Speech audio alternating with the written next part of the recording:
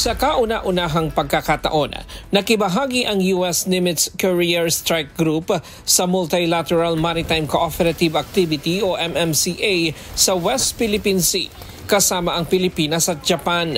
Isinagawa ang pagsasanay sa bisinidad ng Bajo de Masinloc noong November 14 hanggang 15, 2025. Ito na ang ika-13 edisyon ng MMCA. Ayon sa AFP, layunin ng aktibidad na ipakita ang pagkakaisa ng mga katuwang na bansa sa pagtatanggol ng maritime domain ng Pilipinas at sa pangangalaga ng freedom of navigation alinsunod sa international law. The MMCAs are considered now part of our operational approach to ensure that we have our presence and those of our partners and allies within our maritime domain.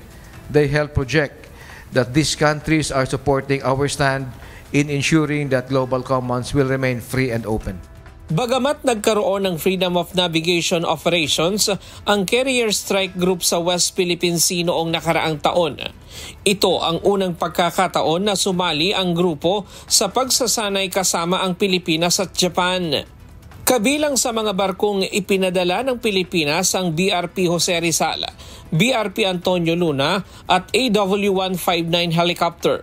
Habang mula sa US ang US Nimitz at mga escort ships nito na USS Wayne Meyer, USS Gridley at USS Lena Sutcliffe Higbee. Sa panig naman ng Japan Maritime Self-Defense Force kasama ang JS Akebono at ang SH-60K Seahawk helicopter. Binigyang diin ng Philippine Navy na mahalaga ang pagsasagawa ng MMCA dahil nagbibigay ito ng pagkakataon na makapagsanay ang Pilipinas kasama ang mga modernong Navy ng like-minded nations.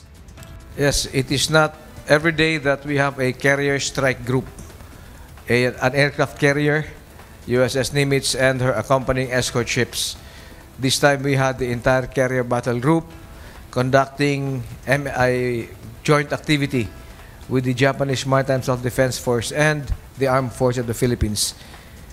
This allows us to be able to conduct operations with modern navies.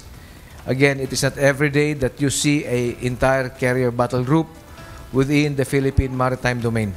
We take advantage of opportunities like this to be able to train with our partners and allies. Isa sa mga pagsasanay ang anti-submarine warfare kung saan bahagi ang mga barko ng Philippine Navy sa Multinational Task Force.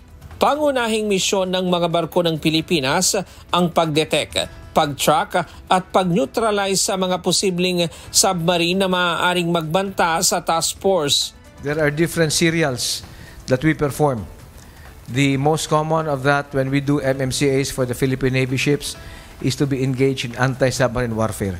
Yes, it is allowing the Philippine Navy and the AFP units involved to participate in a multinational task force at sea.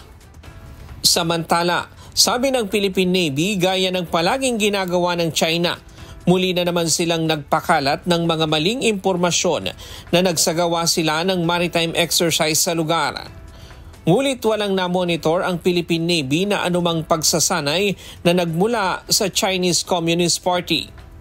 Ryan Lacanlale, UNTV News and Rescue.